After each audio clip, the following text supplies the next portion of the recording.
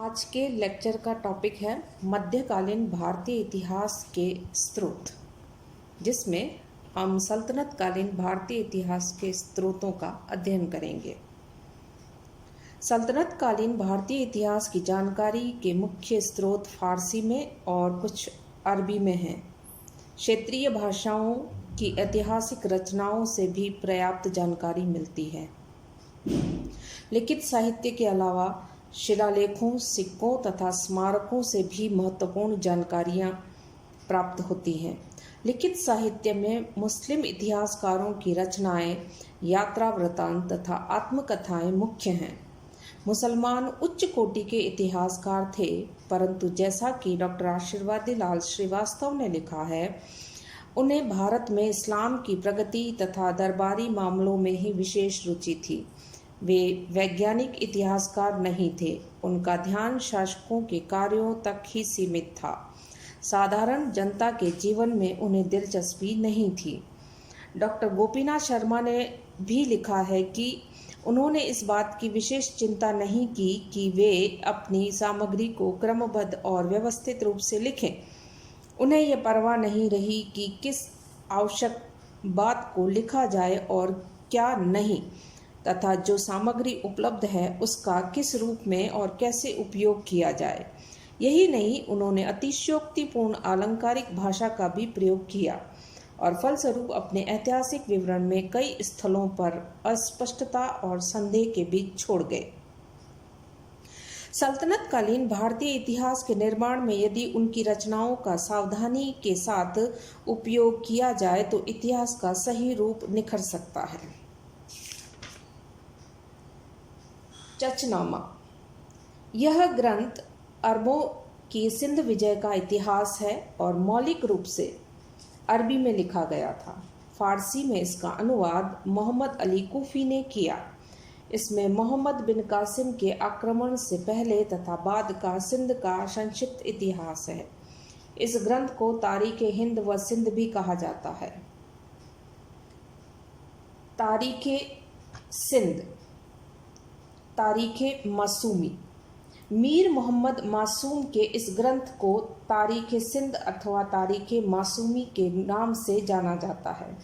इसमें मोहम्मद बिन कासिम के आक्रमण से लेकर अकबर के शासनकाल तक इतिहास सिंध का लिखित है। ग्रंथ की रचना 1600 ईस्वी के आसपास की गई थी। तारीख यामीनी। इस ग्रंथ का लेखक अबू नस्र मोहम्मद इब्न मोहम्मद अल उतबी है। वह सुल्तान महमूद का सचिव रह चुका था। इसमें सुबुक्तुगीन के पूरे शासनकाल और मोहम्मद गजनवी के कुछ समय तक का वृतांत है। ऐतिहासिक ग्रंथ की अपेक्षा यह एक साहित्यिक कृति लगती है और यह ग्रंथ अलंकारों तथा टेढ़ी मेढ़ी शब्दावलियों से भरा पड़ा है। इसमें विस्तृत विवरण का अभाव है।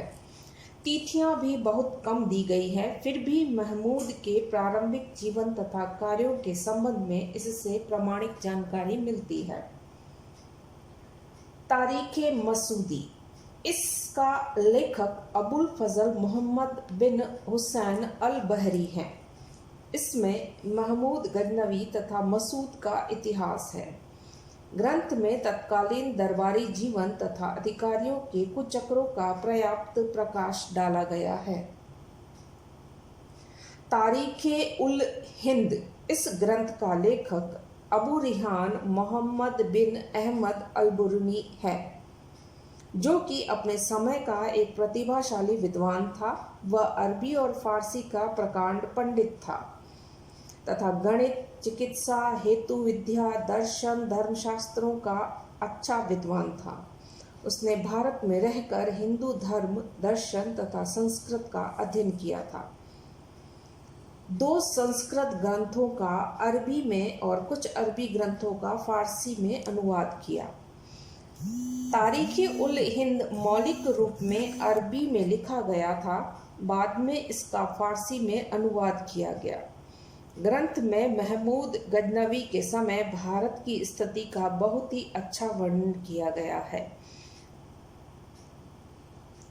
ताज उल मासीर। इस ग्रंथ का लेखक सदरुद्दीन हसन निज़ामी है।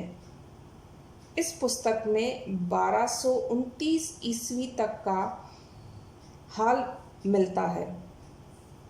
इससे मोहम्मद गौरी के आक्रमण के समय भारत की स्थिति, ऐबक के कार्यों तथा इल्तुतमिश के प्रारंभिक कार्यों की अच्छी जानकारी मिलती है। अजमेर नगर की समृद्धि तथा तत्कालीन स्थिति पर लेखक ने अच्छा प्रकाश डाला है। ग्रंथ की उपादेयता इसलिए भी बढ़ जाती है कि इसी काल में भारत में मुस्लिम सत्ता की स्थायी स्थापना हुई थी।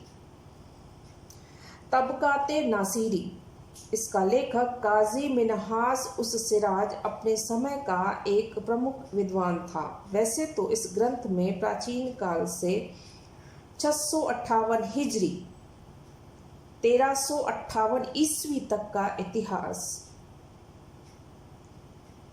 मिलता है, परंतु हमारे लिए सुल्तान इल्तुतमिश के राज्यकाल से लेकर सुल्तान नासिरुद्दीन के राज्यकाल के 15वें वर्ष तक के विवरण का विशेष महत्व है, जिसका विवरण लेखक ने स्वयं अपनी जानकारी के आधार पर लिखा है।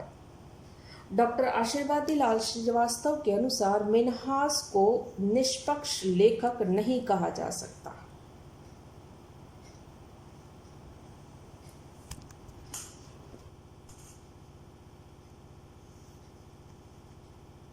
आज के लेक्चर का टॉपिक है मध्यकालीन भारतीय इतिहास के स्रोत, जिसमें हम सल्तनत कालीन भारतीय इतिहास के स्रोतों का अध्ययन करेंगे। सल्तनत कालीन भारतीय इतिहास